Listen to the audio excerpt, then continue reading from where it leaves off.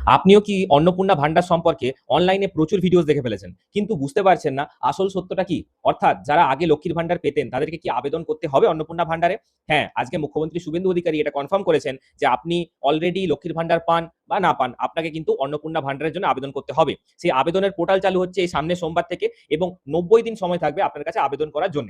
দাঁড়ান, কোনো তাড়াহুড়ো করবেন না। অনলাইন ফর্ম ফিল আপ আপনি এখন পেয়ে যাবেন আমার চ্যানেলের মাধ্যমে, বাড়িতে বসে এবং একটা অ্যাফোর্ডেবল খরচে। এই সমস্ত কাজের জন্য আমার প্রপার ট্রেড লাইসেন্স এবং সমস্ত ধরনের পারমিশন নেওয়া আছে, তাই আপনাকে এই নিয়ে কিছু চিন্তা করতে হবে না।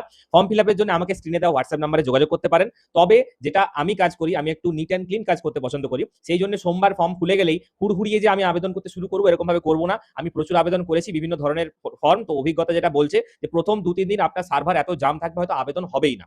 তো সেক্ষেত্রে আমি বলবো যে ফর্ম ফিল আপটা শুরু হোক, তার 7 দিন বা 10 দিন পর থেকে আমরা আবেদন করবো। আরেকটা ব্যাপার কি, তাহলে এই ডিউরেশনে অনেকের প্রশ্ন যে কি হবে, এই ডিউরেশনে আপনি কন্টিনিউয়াসলি লক্ষ্মীর ভান্ডার পেতে থাকবেন, যেটা মুখ্যমন্ত্রী ঘোষণা করেছেন। যতদিন না আপনার নাম অন্নপূর্ণা ভান্ডারের আওতায় আসছে, ততদিন আপনি লক্ষ্মীর ভান্ডারের 1,500 টাকা পেতে থাকবেন। আর কারা কারা পাবেন না, যারা সরকারি চাকরি করেন বা আধা সরকারি চাকরি করেন এবং আইটিআর বা ইনকাম ট্যাক্স ফাইল করেন, তারা কিন্তু পাবেন না। আরো যদি এরকম কিছু আপডেটস আসে, সেটা সবার আগে আমার চ্যানেলেই পাবেন, তাই চ্যানেলটাকে ফলো করুন। এবং অন্নপূর্ণা ভান্ডার যারা বাড়িতে বসে বিনা ঝঞ্ঝাটে কোনো লাইনে গরমে রোদে না দাঁড়িয়ে আবেদন করতে চান, আমাকে স্ক্রিনে দেওয়া নাম্বারে যোগাযোগ করে নিন।